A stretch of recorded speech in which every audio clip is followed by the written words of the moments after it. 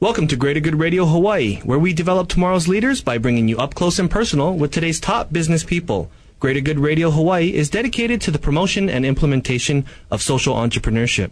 I'm your host, Evan Leong, and with me is my co-host, Carrie Leong. Thank you, Evan. Today's guest is one of the founding fathers of the video game market. In 1983, he developed the first role-playing game in Japan called Black Onyx. He later negotiated for Nintendo both the handheld and console rights to Tetris, which has helped sell more than 35 million units of just Nintendo Game Boy Tetris, nearly half to adults. Recently passing the 70 million units sold mark, Tetris is the world's most popular computer game. Blue Planet Software majority owner by our guest currently holds the exclusive intellectual property management rights to the Tetris. His company Blue Lava Wireless was acquired by Jamdat in April 2005 for $137 million. Let's welcome entrepreneur Henk Rogers. Welcome to our show, Henk. Can you tell us a little bit more about how you got started in the video game industry? All right. Thank you for having me, first of all. How I got started in the video game business is I used to be a gamer back at the University of Hawaii, and my major was computer science. Back then, computers were huge machines that sat in rooms, and gamers were guys that hung out at the campus center, and the two didn't quite meet. It took 6 years for personal computers to come into the world, and I saw my chance to combine my passion for gaming and my ability in programming and put those together. I happened to be in Japan, and so I was there when I wrote my first computer game. What kind of games were in the market around that time? In Japan, what was in the market at the time were action games. What can I say? Was it like around Pong or Donkey Kong, or what stage was it? It was after that. They had adventure games. They had little shooting games. It was after Space Invader and Pac-Man. So Atari was already out. Well, this is Japan, so Atari was never in. Oh. So we're talking about Japan. At that time, there were personal computers starting to happen, but we'd never seen an Atari boom in Japan, for example.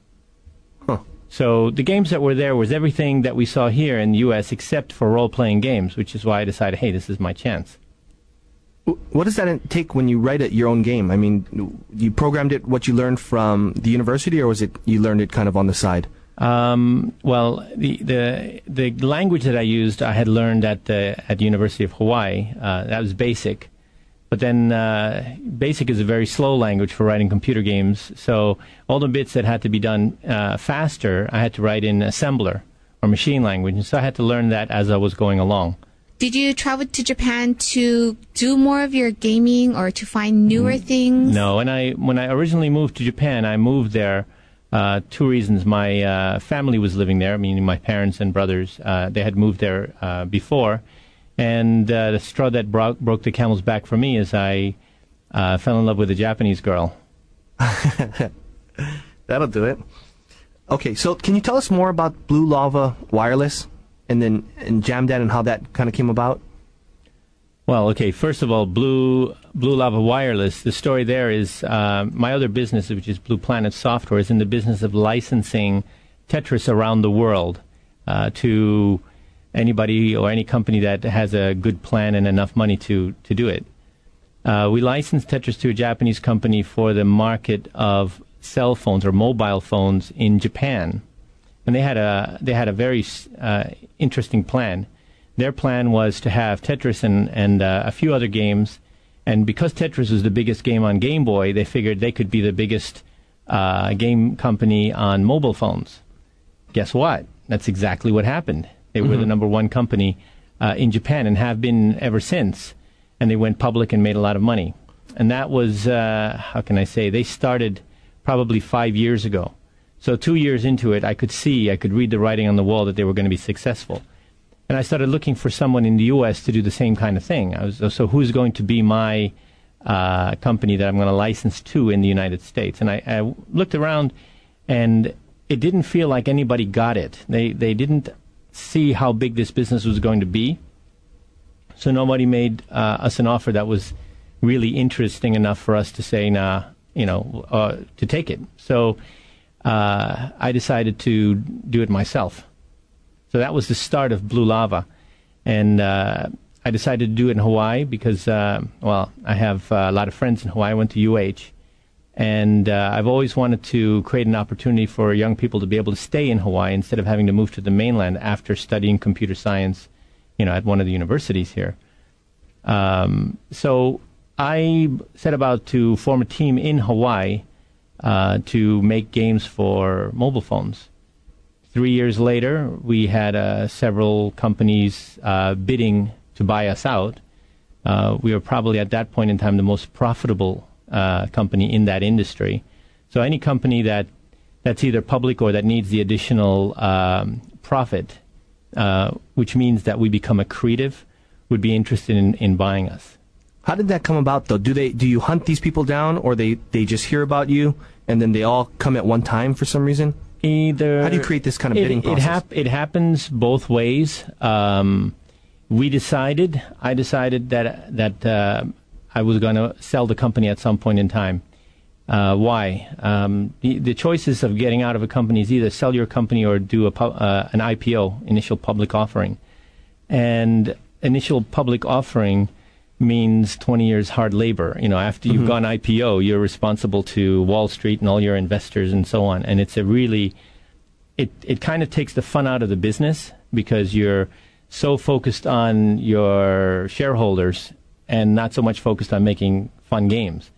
And, my background is I'm a game designer, and I enjoy the fun part, and I don't enjoy the, the work part of it. So basically, I chose that as my exit strategy. Now, how do I go about it? I decided the timing for selling the company would be when companies started going public in my sector. And the first three companies in any new sector generally are the ones that make the most money. And if you go public like number 4, number 5, number 6, there's a diminishing return. The first guys make all the money and they get big and they get strong and they have a lot of cash. So Jamdat went public, and there were a number of other companies that were going to go public.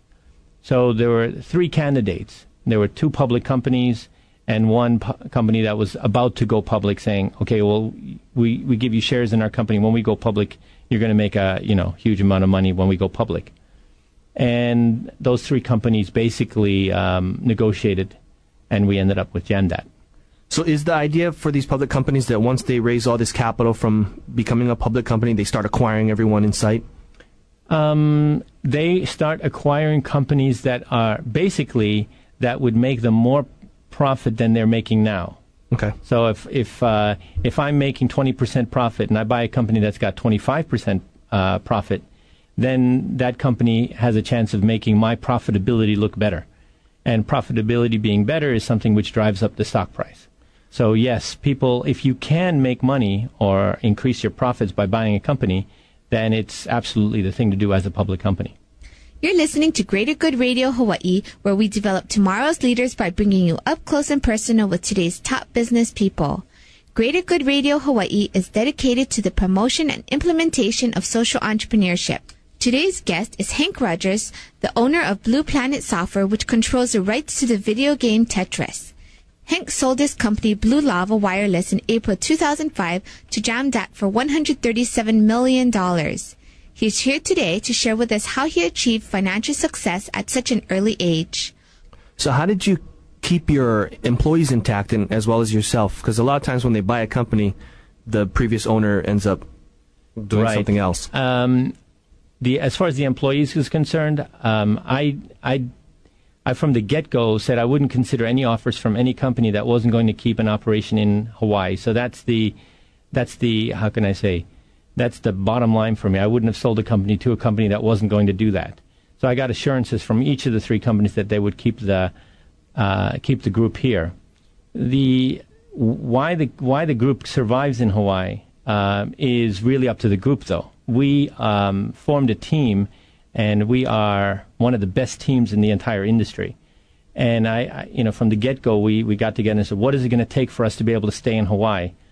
And what it's going to take is us being able to prove to everybody else that it can be done in Hawaii, and it can be done better in Hawaii. and there's no reason why it can't be done better in Hawaii. So we compete with everybody else in the world, and so there's nobody else, no other development group that is as good at making versions of Tetris as we are. And so there's nobody that's buying us thinking, hey, maybe we should find a cheaper place to make it or something like that, because we were the most profitable business before we got bought. Is your group comprised of your friends that you went to UH with, that you did gaming with? No, actually, there's only one of those. I mean, everybody is young. My friends that I went to UH with are all, I guess, middle-aged now, since I'm middle-aged.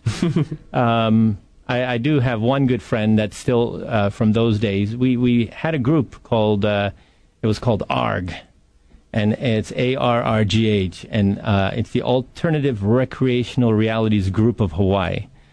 And we used to play role-playing games, Dungeons and Dragons, when it first came out. And so one of the guys working with me in Blue Lava is my dungeon master, and he's our lead game designer today. So, but then everybody else is pretty much, under 25. So you're training most of these people pretty much from scratch. They come out with a degree, but I mean, you're right. I mean, everybody. We judge them on their ability to program or to do graphics or whatever.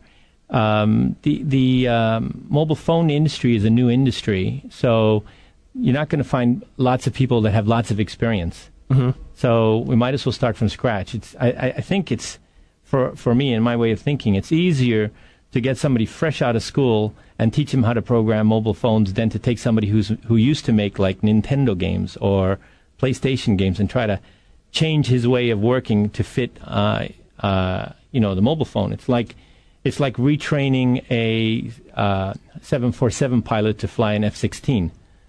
You're better off getting somebody who doesn't know how to fly an F-16 than a big pilot, because it's a different way of thinking. Mm-hmm.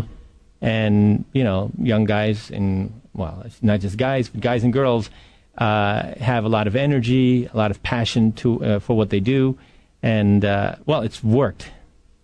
So what are you concentrating on that's going to keep these employees in your company better? We watch we test not only our own games, but we test the other games from the other companies, and we regularly get together and say, okay, what do we have to do to make our games better than the other games? Mm-hmm. It's just keeping your eye on the ball and making sure that you're competitive and a little bit better than everybody else. We have developed technology internally that gives us an unfair advantage over the other guys, but that's what it's about. It's mm-hmm. like, what can we do to get an unfair advantage? And we'll take anything we can get. Maybe it's a fair advantage rather than an unfair advantage, because we developed business, it. Right? Yeah. Right. You gotta stay ahead of the game, and that's interesting because you can probably almost do this anywhere. Then you could take developers from. I mean, you could do it in the Philippines if you want, or you could even do it in India, but you chose to do it in Hawaii. Well, yes and no. You can get the programming talent in China, for example. Uh-huh. But the difference is they don't think like we do, and they don't understand what's fun to us. Mm-hmm. When I say us, I'm talking about the American consumer. Our target consumer is the American consumer. And so if you try to make games, and I've tried this before, for example, in Moscow, you get games that are technologically amazing, but they're just not fun, mm-hmm. because they don't understand what fun is, mm-hmm. by our definition. What they think is cute and funny looking looks dumb to us. Mm-hmm. And so that's a cultural difference. And so you can't really, to create content, and half of the job is to create interesting, it's like making a movie. Half of it is having a good story and having graphics and characters that appeal to your target audience.